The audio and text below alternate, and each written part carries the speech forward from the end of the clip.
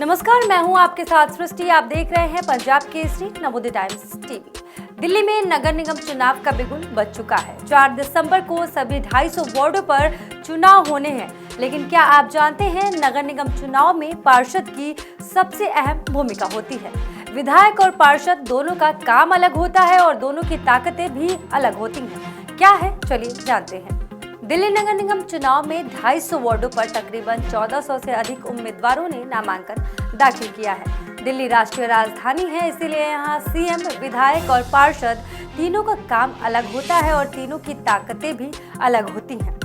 राजधानी होने के नाते यहाँ पर केंद्र सरकार, राज्य सरकार और नगर निगम भी दखल दे सकती है। इसीलिए यहाँ ताकतों को लेकर भी जंग चलती रहती है।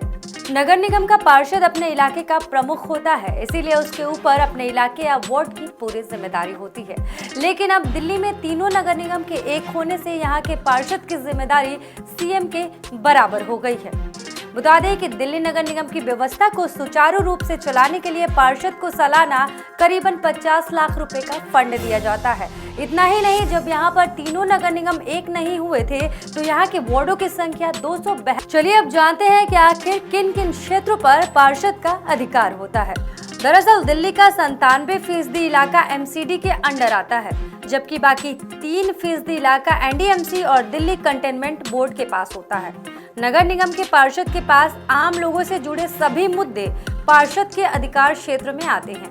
दिल्ली नगर निगम सफाई, स्कूल, अस्पताल, डिस्पेंसरी, टैक्स कलेक्शन से लेकर सड़कों के रखरखाव की जिम्मेदारी नगर निगम के पास होती है।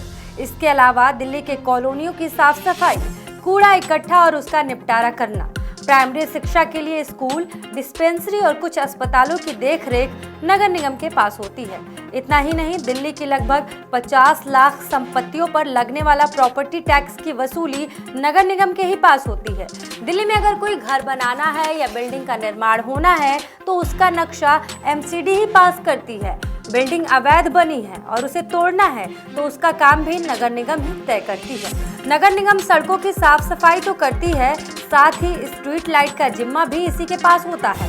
दिल्ली के पार्कों का रख रखाव का काम भी नगर निगम के पास होता है। अब तो आप जान ही गए होंगे कि दिल्ली नगर निगम के मेयर के पास कौन कौन से अधिकार क्षेत्र आते हैं। तो अब आप ये भी जान लीजिए कि दिल्ली में नगर निगम का 4 दिसंबर को चुनाव होना है और इसके नतीजे 7 दिसंबर को घोषित कर दिए जाएंगे। फिलहाल आप देखते रहिए पंजाब केसरी नवोदय टाइम्स टीवी। हमें दीजिए इजाजत।